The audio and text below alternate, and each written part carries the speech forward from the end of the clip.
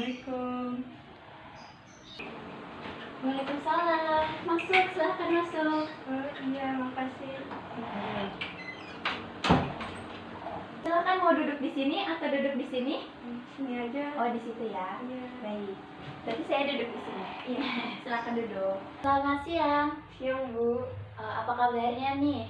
Alhamdulillah baik, Bu. Alhamdulillah ya baik. Saya juga dalam keadaan baik, dalam keadaan sehat dan semangat nih. Semoga kamu juga dalam keadaan sehat, dalam keadaan semangat juga. Di masa-masa pandemi ini juga kita juga harus menjaga imunitas tubuh kita nih agar kita tetap semangat ke depannya. Mungkin mbaknya bisa dilepas aja maskernya, nggak apa-apa kok. Terima kasih, Bu. Iya. Sepertinya kita belum pernah bertemu ya sebelumnya. Iya, Bu.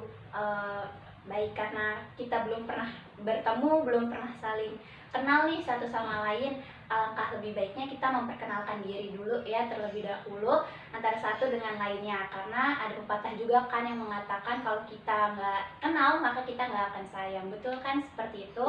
Betul, Nah, Bu. dan juga kalau kita nggak kenal nantinya proses konselingnya juga nanti akan jadi bingung seperti itu ke depannya. Baik ya, dimulai aja dari saya. Perkenalkan, nama saya Denisa Putri. Kamu bisa memanggil saya Ibu Denisa. Denisa juga terserah, senyaman kamu saja memanggil ibu ini dengan panggilan apa. Sekarang dipersilahkan kamu memperkenalkan diri kamu. Nama saya Poppy Maharani. Oke, Poppy Maharani ya. Baik, Poppy biasanya dipanggil Poppy Maharani atau mungkin ada panggilan-panggilan lain yang biasa dipanggil sama teman-teman Poppy nih? Saya bisa dipanggil Poppy, Bu. Oh, Poppy aja. Baik, karena sering dipanggil sama teman-temannya ini dengan panggilan Poppy, maka izinkan ibu untuk memanggil kamu Poppy juga ya. Baik, Bu. Agar kita juga semakin dekat dan kamu bisa menganggap ibu teman aja gitu nanti pada saat proses konseling seperti itu ya. Baik. Sebelumnya tadi kesininya naik apa ya? Naik motor, Bu. Oh, naik motor. Naik motornya sendirian, berdua, diantarin teman atau gimana nih? Sendirian saja, Bu. Oh, sendirian aja. Emang rumahnya di mana ya? Rumah saya di Jati Sampurna, Bu. Oh, Jati Sampurna, deket dong ya dari sini. Iya, Bu. Macet nggak dari rumah ke sini? Enggak, Bu. Alhamdulillah. Oh, enggak ya.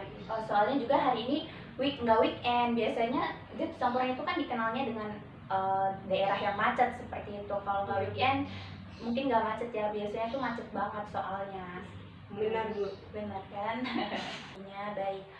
Kemudian Poppy ini sekarang rutinitasnya lagi ngapain aja nih, kesibukannya sehari-hari lagi sibuk ngapain, menjalankan aktivitas seperti apa sebelum-sebelumnya, bisa dijelaskan? Saya biasanya di rumah kuliah online dan kesibukan saya biasanya itu online shop, Bu. Oh, jadi kesibukan sehari-hari ini adalah masih kuliah online ya. Sebelumnya kan kuliah offline, sekarang lagi kuliah online, kemudian masih jualan online shop gitu ya. Iya, Bu. Kesibukannya. Baik. Kalau boleh tahu kuliahnya jurusan apa nih? Saya jurusan bimbingan dan konseling, Bu. Oh, bimbingan dan konseling ya, sama berarti ya. Sekarang juga lagi mengadakan proses konseling nih. Kemudian udah semester berapa nih? Saya sudah semester 6, Bu. Oh, semester 6. Biasanya kalau ke kampus itu naik apa, terus sama siapa, bisa dijelaskan sendiri atau berdua?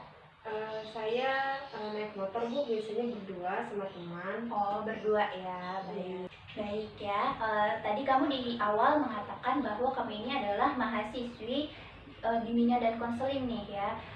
Bisa beritahu nggak kenapa kamu memilih proses konseling yang dimana kamu ini mungkin di luar sana banyak orang-orang mahasiswa yang kalau saya ini jurusan bimbingan konseling males untuk melakukan proses konseling, tapi kamu ini memilih pilihan yang tepat seperti itu untuk melakukan proses konseling. Kenapa seperti itu? Karena saya mempunyai masalah yang belum saya pecahkan, Bu. Jadi saya kesini perlu bantuan Ibu untuk memecahkan masalah yang ada pada diri saya, Bu. Oh, seperti itu ya, baik. Mudah-mudahan dengan langkah yang paling tepat kamu memilih proses konseling ini, masalah yang kamu hadapi nantinya setelah proses konseling akan berjalan dengan baik. Dan kemudian juga Ibu sangat mengapresiasi kamu bahwa ini adalah langkah yang tepat ketika kamu memiliki masalah. Kamu memilih untuk melaksanakan proses konseling, yang dimana perlu diketahui juga bahwa setiap manusia ini adalah makhluk sosial yang membutuhkan orang lain seperti itu. Jadi kamu gak usah malu untuk kedepannya untuk melakukan proses konseling seperti itu ya. Baik Bu. Baik sekali. Oh iya nih, sebelumnya orang tua kamu udah tahu belum nih kamu mau ngelakuin dan melaksanakan proses konseling? Sudah Bu, alhamdulillah. Alhamdulillah ya, berarti kamu udah diberi izin untuk melaksanakan proses konseling ini, dan mudah-mudahan proses konseling kita dapat berjalan dengan baik dan berjalan dengan lancar ya. Iya Bu. Amin ya. Baik, sebelumnya boleh Ibu tahu nggak sih kamu ini Poppy pernah melakukan proses konseling sebelumnya, atau mungkin ini adalah pertama kalinya kamu melaksanakan proses konseling? Saya sebelumnya belum pernah melakukan konseling ini Bu, ini baru pertama kali saya melakukan proses konseling ini. Oh, jadi ini pertama kalinya kamu melakukan proses konseling ya, nggak apa-apa. Selanjutnya nanti Ibu akan menjelaskan dulu nih gimana sih proses dalam bimbingan dan konseling itu sendiri ya. Baik Bu. Baik Poppy, sekarang Ibu akan menjelaskan terlebih dahulu nih mengenai apa sih itu bimbingan dan konseling, atau proses dari bimbingan dan konseling itu kayak gimana. Mungkin kamu sebagai mahasiswa BK juga udah pernah tahu deh ada gambaran, tapi Ibu akan mengingatkannya lagi karena kamu ini adalah pertama kalinya untuk melakukan proses konseling ya. Jadi bimbingan dan konseling itu adalah proses pemberian bantuan yang diberikan oleh seorang tenaga ahli, yaitu konselor atau saya sendiri, kepada individu yang memiliki suatu masalah, atau klien yang memiliki suatu masalah, yaitu kamu, yang dimana nantinya akan bermuara kepada teratasinya masalah yang dihadapi diri kamu ini sendiri seperti itu.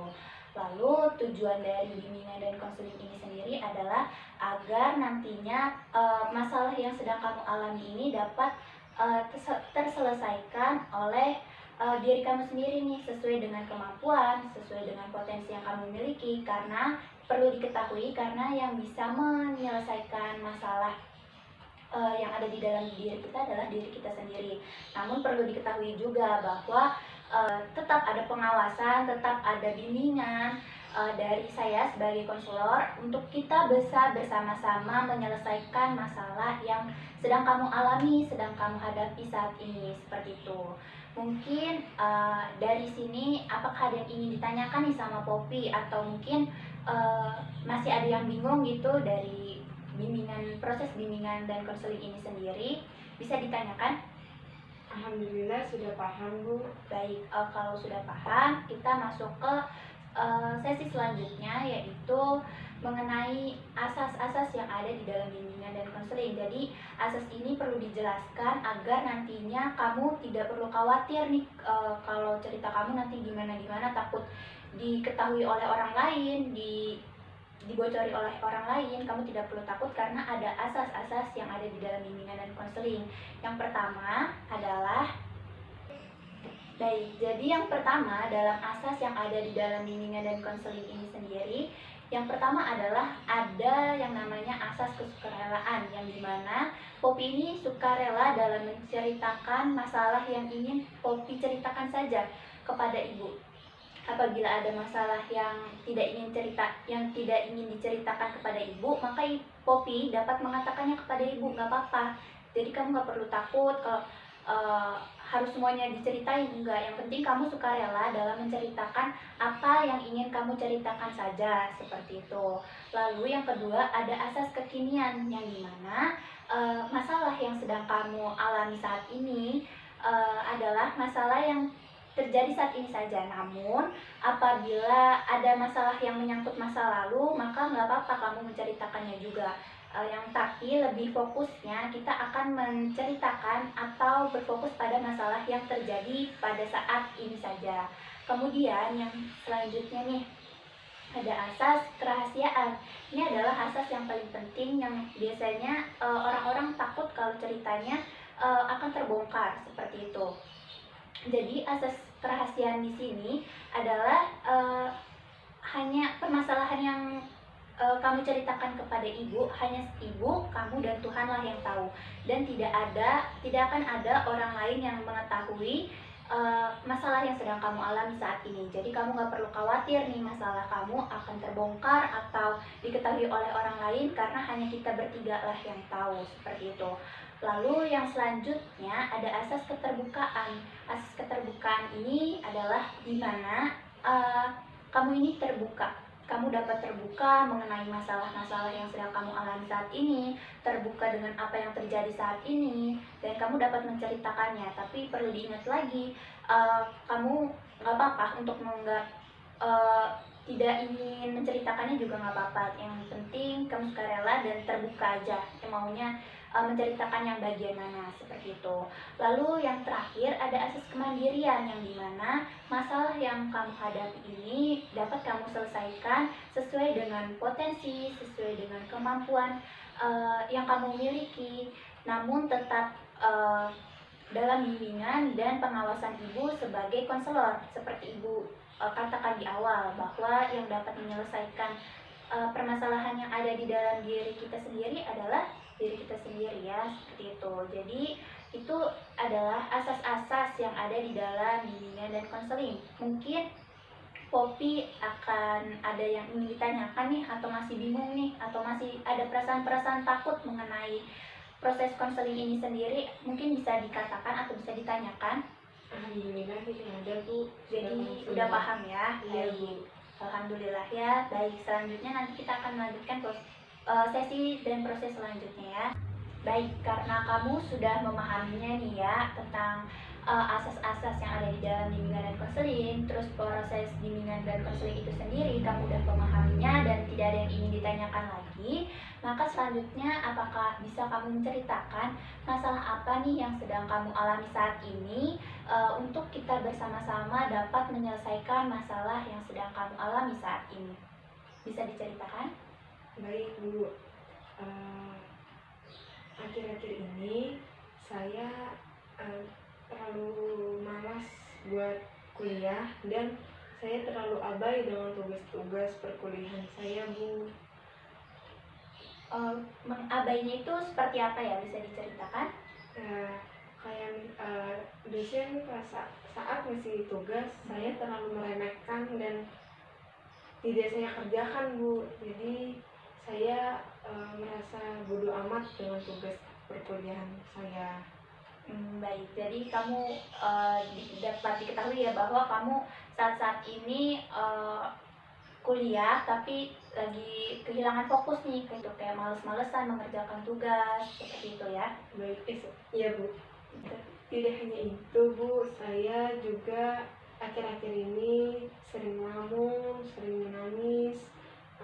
Saya juga tidak bisa mengendalikan diri saya, Bu. Seperti itu ya. Jadi itu biasanya suka merenung, suka menangis di dalam perkuliahan, pada saat perkuliahan berlangsung, atau mungkin di luar perkuliahan berlangsung nih, kalau boleh tahu. Iya, Bu, di dalam perkuliahan. Oh, di dalam perkuliahan kamu jadinya masih suka merenung, terus menangis, seperti itu ya. Iya, Bu. Kalau boleh tahu nih, kenapa kamu memilih untuk merenung, menangis pada saat perkuliahan berlangsung? Bisa dijelaskan kenapa kamu seperti itu? Beberapa bulan yang lalu saya kehilangan ayah saya. Jadi ayah saya sudah meninggal, Bu, beberapa bulan yang lalu. Jadi saya kepikiran terus, Bu, dan saya masih tidak percaya saya akan kehilangan bapak saya secepat itu. Seperti itu. Jadi diketahui bahwa pada akhir-akhir ini kamu beberapa bulan belakangan ini kamu lagi kehilangan fokus dalam perkuliahan, terus dalam perkuliahan juga sering merenung, menangis, dan akhirnya nilainya berkurang juga, seperti itu ya. itu dikarenakan kamu masih memikirkan tentang kepergian ayah kamu, betul seperti itu ya? Betul Ibu. Baik ya, perasaan apa yang kamu rasakan hingga kamu nih memilih untuk menangis, merenung pada saat perkuliahan berlangsung, eh, yang dimana teman-teman kamu ini juga pastinya banyak yang lebih memilih untuk memfokuskan dirinya ini kepada dosen pada saat penjelasan, tapi kamu memilih untuk menangis seperti itu. Apa yang kamu rasakan hingga kamu menangis seperti itu? Saya masih kepikiran Bu, bapak saya, dan saya masih tidak menyangka bapak saya meninggal begitu cepat. Dan saya juga sering mimpi beliau. Saya masih merasa shock dan tidak percaya gitu Bu. Seperti itu ya. Jadi kamu masih belum percaya kalau kepergian ayah kamu ini datang begitu cepat seperti itu ya. Bisa dijelaskan mungkin kepergian ayah kamu ini karena apa? Karena sakit kah atau karena lain gitu? Iya Bu, karena sakit. Oh, karena sakit. Mungkin sebelumnya pas sakit apakah kamu merawatnya atau mungkin nggak merawatnya hingga kamu sampai saat ini nih masih memikirkan ayah kamu nih. Jadi kamu ada penyesalan atau mungkin seperti apa? Penyesalan sih nggak ada sih Bu, tapi saya sebenarnya juga dekat dengan bapak saya. Saya juga bila ada masalah, saya selalu bercerita pada bapak saya. Jadi bapak saya selalu menenangkan saya saat saya sedih, emosi, gitu Bu. Jadi kamu ini ada perasaan kangen lah ya dengan yang seperti itu, kayak menenangkan kamu pada saat kamu sedang emosi. Jadi kamu kangen momen-momen seperti itu ya. Iya Bu.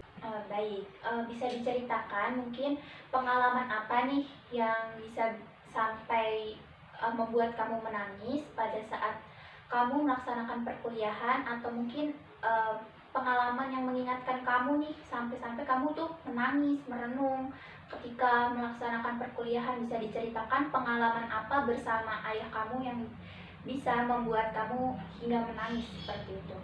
Saya biasanya itu saat mulai perkuliahan, saya membuat kopi Bu. Nah, saat membuat kopi, saya ingat ayah saya, karena ayah saya itu selalu meminta tolong saya untuk membuat kopi. Lalu saat saya sedang down, ayah saya yang menyemangati saya, dan saat saya sedang sakit pun ayah saya yang membawa saya ke rumah sakit itu Bu. Seperti itu. Baik ya, jadi kamu masih mengingat nih kalau misalnya kamu buat kopi pagi-pagi, misalnya kamu udah disuruh sama ayah kamu, terus sekarang kamu tidak lagi membuatkan kopi kepada ayah kamu seperti itu. Kemudian kamu kalau sakit biasanya diantarin. Kalau boleh tahu emang sakitnya ini sering ke rumah sakit dan kopi ini atau gimana nih? Sampai masih mengingatnya nih seperti itu. Benar Bu, sakitnya sih nggak sering, tapi kalau kadang saya sering kayak mulai nggak enak badan aja, kayak masuk angin gitu. Ayah saya selalu yang masih teh hangat. Kadang kalau misalnya sampai saya mual itu pun bapak saya itu buru-buru buat antar saya ke rumah sakit. Baik ya, jadi dapat diketahui bahwa ayah kamu ini sungguh sangat sayang sekali sama kamu, sangat peduli sama kamu. Maka dari itu kamu masih mengingatnya lah, bisa diartikan seperti itu ya, mengenai kenangan-kenangan kalau ayah kamu sangat peduli sama kamu seperti itu. Iya Bu. Baik, sebelumnya apakah ibu kamu tahu nih, apakah kalau kamu ini sangat kangen nih sama ayah kamu? Mungkin ibu kamu mengetahuinya atau enggak? Enggak Bu, saya juga saat menangis, saat saya sedih pun saya di kamar saya menutupi diri gitu. Jadi ibu saya tidak memperhatikan saya, dan ibu saya kebetulan juga kerja Bu, jadi tidak sempat menanyakan seperti itu Bu. Seperti itu. Mungkin setelah pulang bekerja, kenapa kamu tidak membicarakannya kalau kamu ini kangen, jadi kamu mungkin ada apa ya, ada perasaan lega lah seperti itu. Kenapa nggak menceritakannya? Karena ibu saya itu orangnya kan emosional ya Bu. Jadi saat dia pulang kerja, dia anak-anaknya tidak ada yang berani untuk berbicara padanya gitu. Jadi ibu saya sudah capek di kantor dan anak-anaknya termasuk saya juga tidak mau mengganggu ibu saya. Jadi istilahnya kamu udahlah ya takut gitu ya, takut mengganggu jam istirahat ibu kamu seperti itu kan ya. Baik, mungkin kamu udah tahu belum nih dampak kalau kamu masih ingin terus-terusan uring-uringan, masih malas untuk mengerjakan tugas, atau mungkin masih terus memilih untuk menangis pada saat perkuliahan dan merenung pada saat perkuliahan. Udah tahu belum dampak kedepannya itu seperti apa kalau kamu terus-terusan melakukan hal tersebut? Saya tahu Bu dampaknya. Saya mungkin akan ketinggalan pelajaran, saya akan tertinggal teman-teman saya. Mungkin teman-teman saya sudah lulus, saya belum. Dan saya mungkin juga akan mengecewakan ibu saya, dan ibu saya juga mungkin tambah marah pada saya. Seperti itu Bu. Jadi kamu udah tahu nih ya dampak apa yang akan terjadi ke depannya kalau kamu masih terus-terusan untuk memilih merenung, menangis, dan meninggalkan tugas-tugas yang ada seperti itu.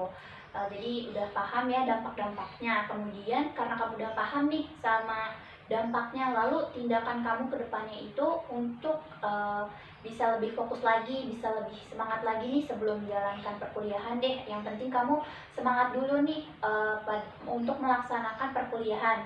Mungkin dari hobi kamu nih apa sebelumnya, terus nanti bisa disangkut pautkan agar kamu bisa lebih semangat lagi dalam melaksanakan perkuliahan. Bisa diberitahu mungkin hobi kamu apa?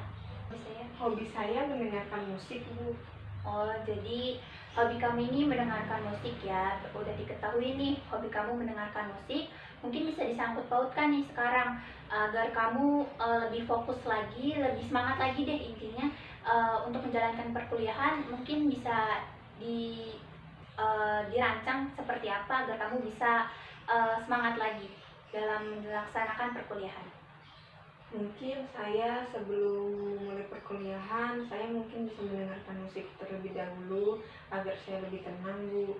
Dan mungkin kan saya juga suka makan, mungkin saya akan nyemil-nyemil juga Bu sambil mendengarkan musik agar saya lebih tenang dan lebih fokus pada pelajaran. Jadi seperti itu ya, biar kamu fokus lagi sebelum memulai perkuliahan, semangat lagi, bisa kamu mendengarkan musik, terus nyemil-nyemil terlebih dahulu untuk membuat diri kamu nih bergairah untuk menjalankan perkuliahan setiap harinya. Seperti itu ya, bagus. Langkah yang tepat untuk dilaksanakan ke depannya ya. Iya Bu, tapi saya merasa hal seperti itu tidak cukup deh Bu, karena saya merasa takut untuk hal kedepannya setelah ayah saya meninggal Bu. Seperti itu. Mungkin bisa diceritakan apa nih yang kamu takuti, apa yang kamu khawatirkan hingga merasa belum cukup nih untuk bisa melaksanakan perkuliahan dengan baik setelah kepergian ayah kamu juga. Apa yang kamu takutkan? Seperti itu bisa diceritakan? Saya merasa takut karena saya kan sama-sama semester ini Bu dengan kakak saya, tetapi kakak saya itu orang yang spesial. Jadi saya saat perkuliahan ini saya yang membantu kakak saya juga. Tetapi karena sedang online seperti ini, kakak saya itu susah untuk mengikuti perkuliahannya. Jadi saya mau tidak mau harus membantu kakak saya. Tetapi saya kan juga kuliah ya Bu ya. Dan jam saya dan kakak saya itu bentrok. Jadi saya juga tidak bisa Jadi saya sulit membagi waktu jam perkuliahan saya dan jam perkuliahan kakak saya, seperti itu Bu. Dan kakak saya di sini juga sangat emosional. Jika saya terlalu gegabah atau terlalu memaksa dia untuk menjawab pertanyaan dari saya, atau saya memaksa buat mengikuti kelas, kakak saya akan emosi. Emosi kakak saya itu dia main fisik Bu. Dia juga memukul saya dan melempar barang-barang di sekitarnya ke saya. Saya tahu Bu, itu bukan keinginan kakak saya. Saya juga sebenarnya saat kakak saya melakukan itu, saya tidak bisa sepenuhnya menyerahkan kakak saya, karena kakak saya pun tidak, sebenarnya itu dia tidak bisa mengendalikan emosi diri sendiri gitu. Jadi saya hanya bisa marah, tapi tidak bisa memukulnya juga Bu. Saya tidak bisa membalasnya fisik gitu Bu. Seperti itu. Jadi mungkin dapat diartikan itu mungkin salah satu faktor mengapa kamu ini udah capek terlebih dahulu ya kalau ingin memulai perkuliahan. Mungkin itu salah satu faktornya bahwa kamu ini juga harus menjaga kakak kamu yang dimana ada keterbatasan, maka dari itu kamu harus membantu kakak kamu ini gitu. Jadi mungkin itu salah satu faktornya juga ya ketika kamu memulai perkuliahan daring kamu, tapi ternyata bentrok juga nih sama perkuliahan kakak kamu yang dimana kamu harus membantunya seperti itu ya. Mungkin itu faktornya. Iya Bu. Baik, selanjutnya mungkin pada saat kamu membantu abang kamu nih, tadi kan kamu bilang kalau kamu ini nggak bisa membalasnya, tapi mungkin ada nggak sih perasaan kesal gitu sama abang kamu, tapi di sisi lain ya kamu nggak bisa balas apa-apa kepada kakak kamu itu. Mungkin ada perasaan kesal, bisa diceritakan seperti apa biar lebih lega? Saya bahkan sampai saya kesal pada kakak saya, karena saya juga saat membantu kakak saya merasa tidak dihargai oleh kakak saya. Tapi saya juga tidak bisa meninggalkan kakak saya. Saya pernah berpikir untuk saya meninggalkan kakak saya saat kakak saya sedang ada kelas. Jadi saya berpikir kayak bodoh amat pada kakak saya. Tapi di sisi lain saya merasa kepikiran dan tidak tega meninggalkan kakak saya sendirian, karena dia saat ada kelas, saat diberikan tugas pada dosennya itu selalu minta tolong pada saya, apalagi kalau misalnya saat Meet, Google Meet atau Zoom, dia kadang meminta saya untuk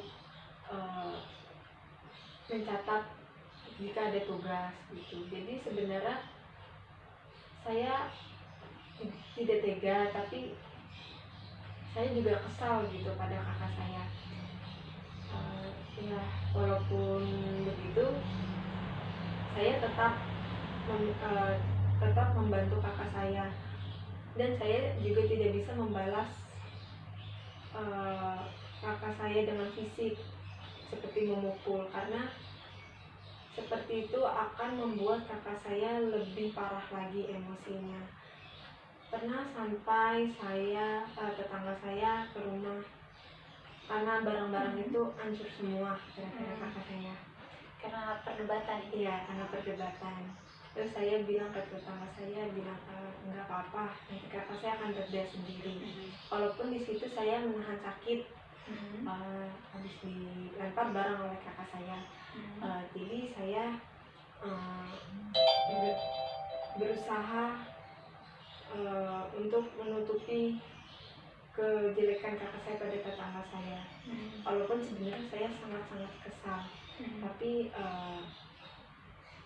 saya ingin membantu ibu saya, karena pengganti ibu saya di rumah adalah saya. Jadi jika kakak saya tidak ada saya, mungkin dia akan kebingungan gitu. Mungkin kalau ada ibu saya di rumah mungkin akan lebih mudah. Tapi di sisi lain ibu saya juga tulang punggung keluarga, yaitu bekerja. Jadi saya mau tidak mau harus membantu ibu saya untuk mengurus perkuliahan kakak saya. Walaupun kadang kakak saya itu susah diatur atau tidak bisa menahan emosi, dan dia suka lupa pada tugasnya. Seperti saat dosennya memberikan dia tugas, dia kadang tidak mengerjakan tugas itu, dan bahkan dia sampai ditelepon oleh dosennya. Saya mengerti, mungkin dia juga lupa atau dia tidak kurang menyimak atau tidak bisa fokus, karena kakak saya itu kelemahannya itu tidak bisa fokus. Ya. Jadi saya kadang chat atau telepon dosennya untuk meminta keringanan dan meminta maaf pada perlakuan kakak saya yang tidak mengerjakan tugasnya. Dan saya di sisi lain juga kesal pada dosennya, karena anak seperti kakak saya ini, dia tidak bisa belajar di rumah online, karena kakak saya itu butuh pendamping. Mungkin teman-temannya itu di rumah itu ada pendamping seperti orang tuanya. Kalau kakak saya itu, saya akui itu dia itu mandiri, karena dia tahu jam kuliahnya, dia tahu tugas-tugas yang kadang dia juga maksudnya mengerjakannya, dan kadang saat mengerjakan dia lupa. Apalagi perkuliahan kakak saya itu banyak sekali praktek. Nah, di situ saya tidak mengerti praktek dia, seperti membuat dari bahan gipsum. Saya nggak paham apa itu gipsum, bagaimana cara pembuatannya gitu. Tapi dosennya itu kayak menekan untuk Tovan itu bisa gitu, sedangkan Tovan ini kakak saya tidak bisa ditekan. Bahkan kalau ditekan seperti itu, dia akan emosi. Jika dia emosi pada dosennya, dia akan emosi juga sama emosi ke saya. Jadi kadang saya lagi diam, misalnya saya lagi mengerjakan tugas gitu, tiba-tiba dia marah-marah nggak jelas gitu. Jadi saya kan shock gitu. Apalagi pas saya sedang melakukan Zoom gitu, tiba-tiba kadang saya sering meninggalkan Zoom gitu, atau jadi laptop dia dan laptop saya itu saya gabungkan. Jadi saya mendengarkan dua percakapan dari dua dosen. Nah, iya. Jadi kadang saya juga tidak bisa fokus pada pelajaran saya, makanya saya kadang suka nanya-nanya pada teman saya. Dan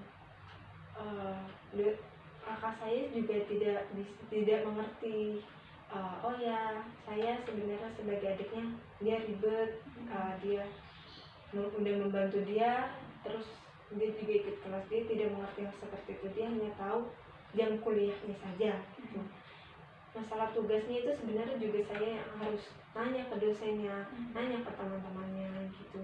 Jadi saya kadang suka pusing tugas saya dan tugas dia gitu, dan juga tidak bisa membagi waktu. Nah, mungkin kakak saya tidak bisa menyalahkan kakak saya saat dia emosi tiba-tiba memukul saya tidak bisa menyalahkan. Tapi ya saya marah gitu, tapi marahnya hanya sebentar, dan saya oh ya, ini bukan dia, ini emosinya, bukan dia gitu. Saya selalu berpikir seperti itu, Bu. Jadi saya bilang ke dosennya untuk saya minta maaf pada dosennya untuk memaklumkan perbuatan kakak saya. Dan kakak saya juga pernah tidak ikut kelas, dan saya itu tidak tahu. Saya kira dia ikut kelas dan ternyata tidak, dan akhirnya saya teleponlah ke dosennya. Jadi saya sering berkomunikasi pada dosennya untuk meminta maaf dan diberi keringanan pada kakak saya, karena kakak saya tidak seperti teman-temannya yang selalu didampingi. Karena kakak saya benar-benar sendiri, dan saya juga tidak bisa di samping kakak saya terus menerus. Seperti itu ya. Jadi mungkin itulah ya kekesalan dan ungkapan yang kamu ceritakan mengenai selama kamu harus zoom dua laptop mungkin seperti itu kan, jadinya kamu kehilangan fokus pada saat perkuliahan kamu, dan kamu juga harus memfokuskan juga kepada kakak kamu. Mungkin itu yang kamu ungkapkan. Mungkin kamu tahu kedepannya apa yang harus kamu lakukan, mungkin harus lebih ikhlas lagi mungkin, atau seperti apa, bisa diberitahu ke depannya kamu akan seperti apa agar kamu bisa lebih fokus juga, tapi kamu juga bisa lebih ikhlas ke depannya. Ya mungkin kan kakak saya kan nanti juga akan cepat lulus karena saya sudah bilang kepada ibu saya nanya tentang ibu saya ini bagaimana ini kakak saya lulus, dia akan lulus insya Allah tahun ini, jadi saya akan merasa tenang gitu. Nah tapi karena sering emosi gitu, jadi karena udah melulus ini kakak saya itu sering dikasih tugas kayak seperti skripsi gitu. Saya nggak paham dengan judul skripsinya sebenarnya, tapi ya saya bilang saya akan bantu dia dikit-dikit, nyicil-nyicil gitu. Dan saya juga bilang kepada kakak saya, kamu dikit lagi lulus, kamu juga harus semangat, kamu juga harus jangan sampai ngecewain ibu, karena saya tahu ibu saya udah capek kerja buat anak-anaknya, terutama sebenarnya buat kakak saya. Baik, ibu sangat memahami apa yang kamu rasakan ya. Begitu baiknya, betapa besarnya hati kamu untuk melakukan pekerjaan atau membantu kakak kamu yang memiliki keterbatasan dan istimewa itu. Nggak apa-apa, mudah-mudahan nanti kedepannya akan dipermudah untuk penyelesaian tugas akhir kakak kamu juga, dan kamu nantinya di perkuliahan selanjutnya juga akan lebih tenang lagi karena kakak kamu akan lulus juga ya. Seperti itu ya Poppy. Baik, mungkin ibu boleh mengetahui kamu ini sebenarnya berapa bersaudara? 2 bersaudara atau mungkin ada saudara lainnya? Saya anak kedua dari 3 bersaudara Bu, jadi saya anak tengah sini. Jadi kamu ini punya abang 1, punya kakak 1, sama kamu terus dan punya adik gitu ya? Iya. Adik kamu ini boleh tahu kelas berapa, apa sama lagi kuliah juga? Adik saya kelas 2 SMP Bu. Oh 2 SMP. Itu sekolah di mana tuh? Pesantren Bu. Oh pesantren. Itu pulangnya seminggu sekali kah, atau mungkin pas lulus baru pulang, atau gimana, bisa diceritakan? Dia tuh pulangnya nggak nentu Bu, tapi yang pasti setahun sekali, tapi untuk pulang dia kadang tidak nentu gitu. Oh nggak nentu ya, tapi sesekali pasti pulang gitu ya. Mungkin pas sesekali pulang itu apakah kamu bisa merencanakan nih pembagian waktu antara kamu menjaga abang kamu, membantu abang kamu, terus ketika adik kamu pulang, adik kamu bisa membantu juga menjaga abang kamu, bisa seperti itu, atau mungkin ada kendala? Jadi saya bilang ke adik saya untuk tolong kakak saya, tapi di sisi lain karena adik saya kan tidak pernah melakukan kayak sekolah online ini, dia sering offline, jadi dia tidak mengerti apa-apa tentang sekolah, kayak seperti Zoom, Gmail, terus kayak membuka link gitu-gitu, terus mengirim tugas lewat Gmail gitu, dia tidak paham Bu. Jadi sebenarnya bisa dikatakan dia tidak bisa membantu, tapi dia bisa menyemangati saya. Jadi nggak apa-apa, walaupun adik kamu nggak bisa membantu terus menerus abang kamu tidak bisa membagi waktu antara kamu dan abang kamu ini, tapi setidaknya adik kamu memberi semangat lah ya untuk kamu menjaga abang kamu, seperti itu ya. Iya. Untuk menyelesaikan masalah yang kamu hadapi saat ini, mungkin apakah ada yang ingin diceritakan lagi nih? Mungkin masih ada yang ingin kamu ceritakan, silahkan. Sebenarnya ada Bu, karena saya merasa kebutuhan keluarga saya itu masih belum cukup Bu. Masih belum tercukupi seperti itu ya. Bukannya tadi di awal kamu mengatakan bahwa kamu ini kesibukannya juga sedang berjualan online seperti itu? Ya, tadinya saya jualan online karena tetapi kendalanya saya sebenarnya malu untuk memposting ke teman-teman saya gitu, untuk menawarkan produk saya pada teman-teman saya. Oh, alasannya kenapa tuh kalau kamu boleh kenapa kamu memilih malu gitu? Padahal kan kita berjualan ya berjualan saja gitu. Karena saya tidak pede dan saya sebenarnya juga tidak bisa seperti kayak marketing, tidak bisa berkata-kata untuk ambil pandai untuk mempromosikan produk saya ini, Bu. Sebenarnya saya juga dulu sempat menjual kepada teman ibu saya gitu, tapi saat saya ingin menawarkan pada teman-teman saya merasa minder dan merasa malu. Seperti itu. Baik, karena perlu diketahui nih target pasarnya itu kan pasti udah ada target pasarnya masing-masing seperti itu. Kalau kamu minder, kalau kamu malu untuk mempromosikan dagangan kamu ini, bagaimana konsumen bisa mengetahui apa yang kamu jual seperti itu? Kamu tahu nggak kalau kamu terus minder, takut untuk mempromosikan, dampaknya seperti apa bagi dagangan kamu? Ya, saya tahu dampaknya. Jika saya selalu minder, selalu takut, saya tidak akan bisa berkomunikasi dengan orang-orang dan mungkin rugi pada diri saya sendiri, karena saat saya sudah membuat produk tapi saya tidak bisa mempromosikan pada orang-orang, saya akan kayak buang-buang uang gitu untuk membeli bahan-bahannya, dan saya mungkin tidak bisa membantu ibu saya, dan mungkin bisa saja saya mengecewakan ibu saya. Seperti itu ya. Jadi kamu udah paham nih sama dampak kalau kamu malu untuk minder, untuk mempromosikan jualan kamu udah paham. Sekarang langkah apa yang akan kamu lakukan ke depannya agar jualan kamu ini bisa dikenal oleh orang banyak, bisa dikonsumsi oleh orang banyak? Mungkin bisa diketahui gimana langkah-langkahnya? Mungkin langkahnya saya tidak akan minder lagi, yaitu saya akan memberanikan diri pada orang-orang banyak. Saya akan memberanikan untuk mempromosikan produk saya pada teman-teman saya, lalu pada orang-orang sekitar, dan mungkin saya juga akan mengajak teman-teman saya untuk menjual produk saya ini. Oh, seperti itu ya, bagus sekali. Itu langkah yang sangat tepat agar produksi kamu ini bisa dikenal oleh orang-orang seperti itu ya. Bagus sekali. Oke. Baik ya, itu langkah kamu untuk kamu bisa memproduksi, memperkenalkan dagangan kamu kepada orang-orang. Itu langkah kamu barusan.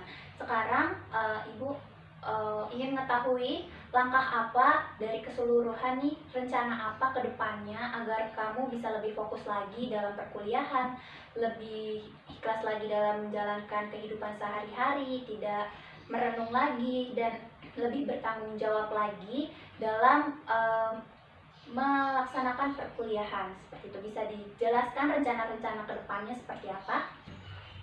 Mungkin rencananya saya akan lebih fokus pada perkuliahan saya, lalu saya juga belajar ikhlas saat setelah ditinggalkan oleh bapak saya, dan saya juga akan lebih berpikir dewasa untuk kakak saya, untuk bisa membantu perkuliahan kakak saya agar ibu saya tidak kecewa pada kakak saya, dan ibu saya juga tidak mendengar saya dan kakak saya berantem.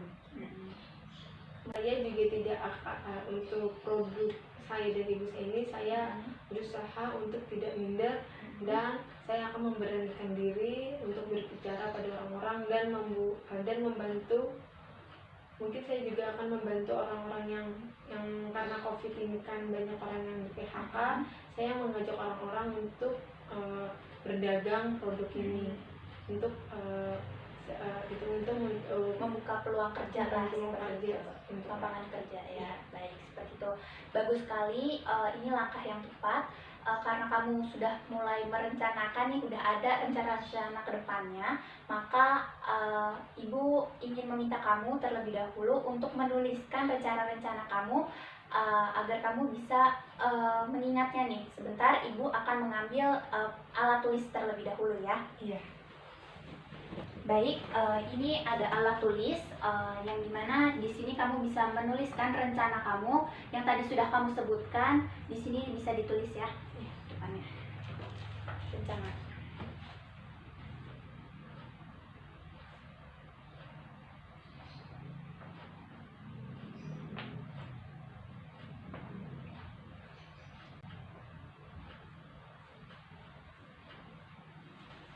Udah. Baik, kertas ini bisa kamu bawa lagi.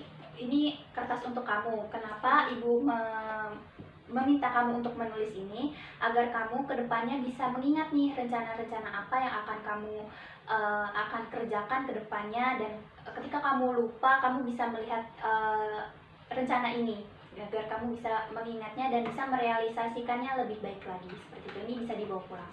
Terima kasih, Bu. Iya, sama-sama ya. Baik, mungkin itu saja, atau mungkin ada yang ingin diceritakan lagi nih, atau mungkin cukup sampai di sini?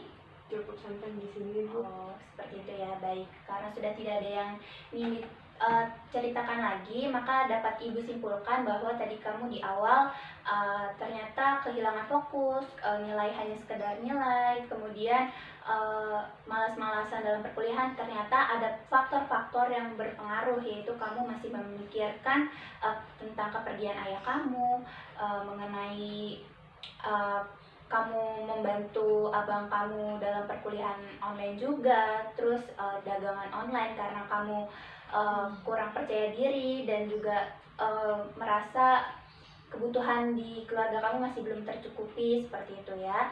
Jadi itu merupakan faktor-faktor dari mengapa kamu udah capek duluan nih untuk melaksanakan perkuliahan, seperti itu ya. Iya, Bu. Seperti itu. Baik ya, untuk mengakhiri proses konseling ini, bisa diceritakan apa yang kamu rasakan setelah melaksanakan proses konseling ini berlangsung? Saya merasa lega dan saya juga bisa mengambil keputusan dan bisa berpikir dewasa lagi. Seperti itu ya. Jadi perasaan kamu ini lebih lega lagi setelah kamu melaksanakan proses konseling ya, seperti itu. Baik Poppy, alhamdulillah ya, mungkin ini proses konseling ini bisa menjadi jalan keluar dari permasalahan-permasalahan Poppy yang sedang Poppy alami barusan, dan mungkin perasaan lega ini akan terus ada di dalam diri Poppy, dan perasaan ikhlas juga dalam menjalani kehidupan yang Poppy alami saat ini bisa lebih baik lagi ke depannya ya. Amin, seperti itu. Baik Poppy, mungkin apabila nantinya ke depannya ada rencana-rencana yang Poppy tadi sudah tulis, ada kendala atau masalah-masalah, Poppy bisa kembali lagi menghubungi Ibu atau membuat janji dulu sebelumnya untuk melakukan proses konseling kembali, nggak apa-apa. Atau mungkin ada kendala-kendala lain atau cerita-cerita lain di luar masalah yang tadi Poppy alami, nggak apa-apa. Poppy juga bisa menghubungi Ibu lagi dan membuat janji dulu sebelumnya untuk melaksanakan proses konseling, seperti itu ya Poppy. Baik, kalau seperti itu mari kita akhiri ya. Kita mengucapkan alhamdulillah. Alhamdulillah. Baik, semoga masalah Poppy dapat terselesaikan dan Poppy bisa menjadi pribadi yang lebih baik lagi ke depannya. Terima kasih, Bu. Amin. Terima kasih juga Poppy atas kunjungannya. Semoga masalah cepat selesai. Amin. Terima kasih.